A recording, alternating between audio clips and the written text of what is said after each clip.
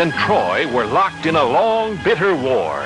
The Trojans had captured a beautiful Greek princess named Helen and held her within their fortress city of Troy.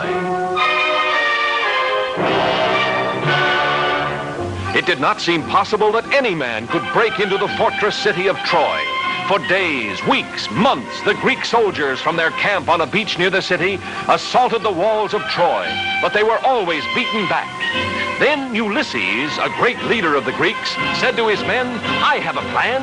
It is dangerous, but if it works, the Trojans themselves will take us through the gates of their city."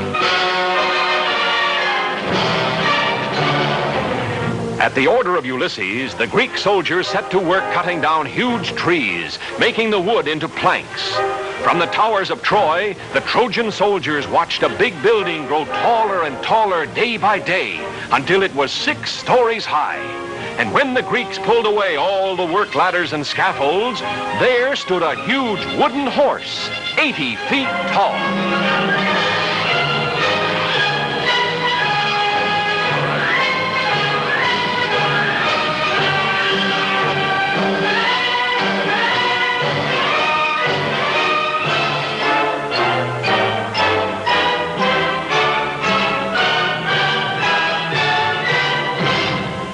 All along the towering walls of Troy, the soldiers and the people gathered to look out across the plain at the great wooden horse. They wondered what it was for, what it meant.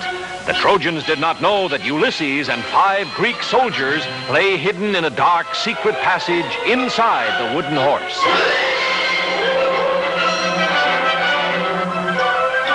All through the night, fire blazed brightly on the beach. The Greeks were burning their tents just as if they were giving up their camp and sailing back home.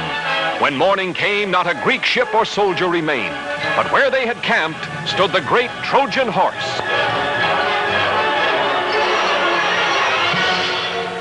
The Trojan people poured out of the city to the beach so they could look more closely at the victory over the Greeks.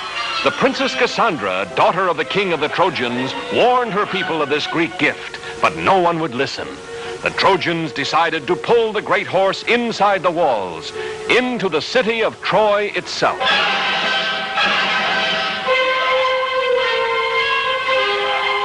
The Trojans tied thick ropes around the legs of the huge wooden horse. Hundreds of men took a hand at the ropes. Others lined up behind the horse.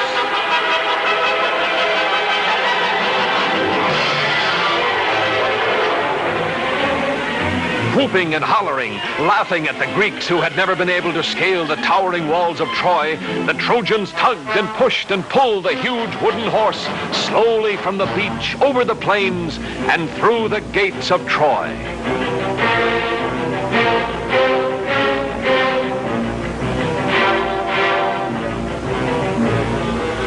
In the dark, secret passage of the wooden horse, Ulysses and the 5 soldiers lay quietly waiting.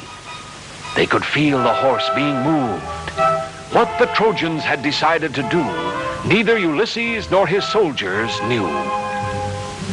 Suddenly, after a whole day and half a night, the Trojan horse moved no more. An hour passed. Still the horse did not move. Ulysses gave a signal. The soldiers felt their way silently down the dark, secret passage, following Ulysses. Cautiously, he opened the trapdoor. Just as he hoped, the Trojans had brought the horse inside the walls of Troy. The city was sleeping now, and the walls were unguarded. Ulysses drew his sword. He ordered the soldiers to follow, and he dashed for the main gates of the city. The Greek soldiers quickly tied the sleeping Trojan guards, while Ulysses scampered up the sentry tower. Holding a torch high above his head, he signaled to the Greek army, which had turned around and sailed back to the beach during the night.